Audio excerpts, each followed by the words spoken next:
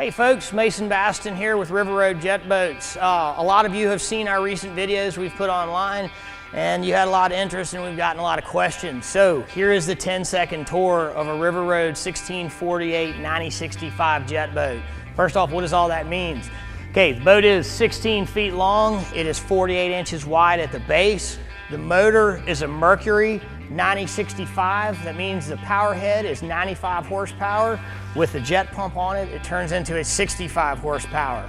Our boats, all of our boats, we start from a flat sheet of aluminum, 5086.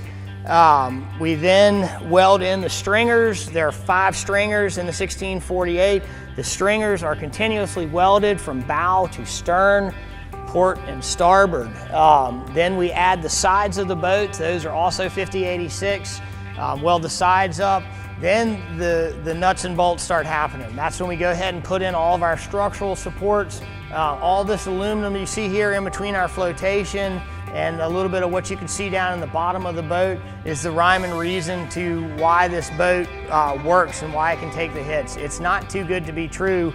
You can dent this hull, but what we've done is made the hull as strong as possible for a long service life. Just like the biggest truck in the world, if you go wrap it around a tree, it's dented. This is designed to be rugged, think ATV. The flotation in our boats also provides a huge part of the structural elements of the boat. It also allows us to meet and exceed the Coast Guard's recommendations and standards, which is very important to us. On our boats, the UHMW is 100% serviceable. All of our flotation is removable so that we can put new plastic on the boat and refinish your decks, do everything in less than 10 days for the customer. So that's very important to us.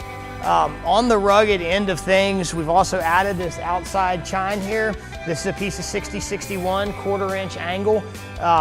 This is a critical part of the equation because it allows us to take repetitive trauma, particularly back here on the stern of the boat. It allows us to beat this area up without puncturing the hull. It also gives us an additional chine. So we've got 2 outside chines, which are lifting chines, and then we've got 2 inside chines on our modified V delta pad tunnel, which is a modified V with a triangular delta pad back here in the back of the boat. You'll also notice that our motor is well in.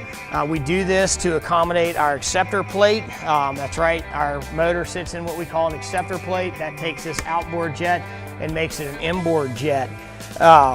The acceptor plate's a critical part of the equation because it protects our foot here. The acceptor plate is a piece of 1/4-inch cold rolled steel that puts the foot about 1 3/4 above the bottom of the boat. This is the nozzle that goes on the back of the boat. Once the motor seeds down into that acceptor plate, it doesn't turn anymore, so we add this nozzle on. This is billeted out of solid aluminum, it's 3-piece, controls trim and steering. This goes directly onto the outboard jet pump without any modifications. This is a bolt-on accessory that sets down into our acceptor plate and gives this boat the capabilities of an inboard jet. With the UHMW, the structural supports, the acceptor plate, and the nozzle, I think that we can confidently assure you that this is a new standard in outboard jet boating, and we hope you enjoy it.